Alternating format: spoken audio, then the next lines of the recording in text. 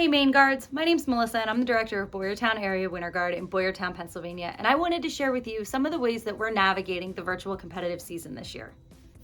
We're lucky enough to have in-person practices now, but that wasn't always the case. We started our season in December and we were strictly virtual. I had a conversation with the students prior to practice starting, and we set an expectation that we were going to continue to explore the two things that we set as our goals for the fall, which were teamwork and technique building. That was the expectation and we stuck to it. We also found a way to make our virtual rehearsals shorter but more meaningful. So I knew I wasn't going to get 3 hours or 4 hours out of these kids over Zoom. So I scaled back and shortened our rehearsals to be about an hour, hour and a half once a week. They would come in, we'd do some stretching, dance, different styles of dance that we normally would do during a competitive season. And I also had a couple of guest stars come in and give the kids just a different voice in front of them. And it's easier to do that over Zoom, and it was easier to keep them engaged than just rehashing a lot of the things that we had done in the fall.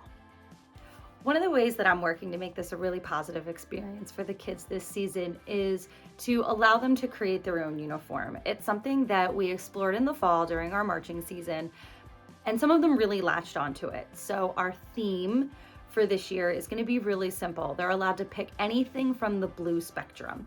So they have a student-only Snapchat group where they throw some ideas around.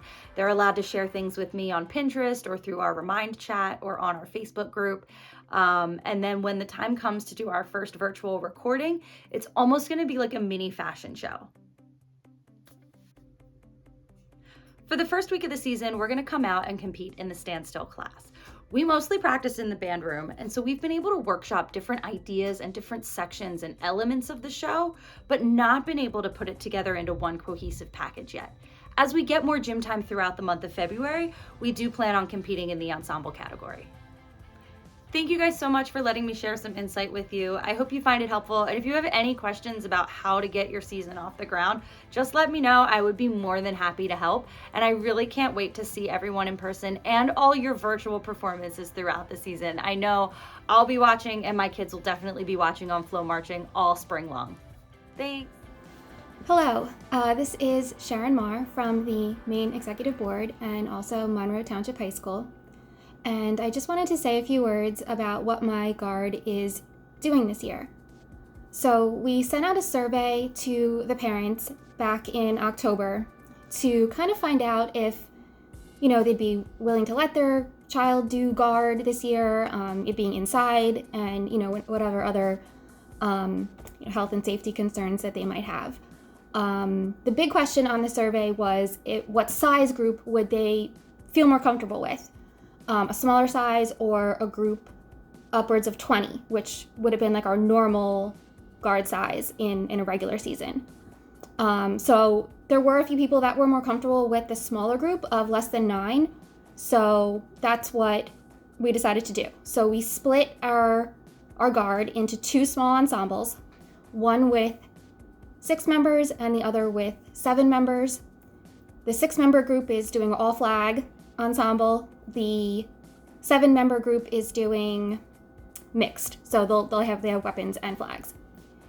And we wanted to do what was best so we could involve as many kids as possible coming in person this winter.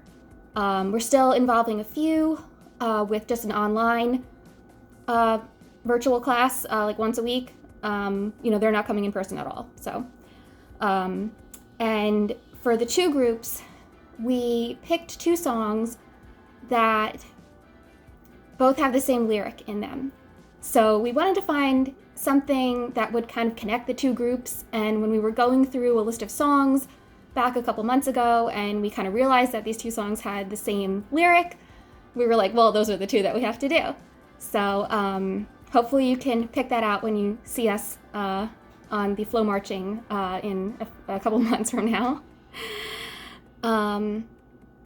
So each ensemble is only practicing 6 hours a week.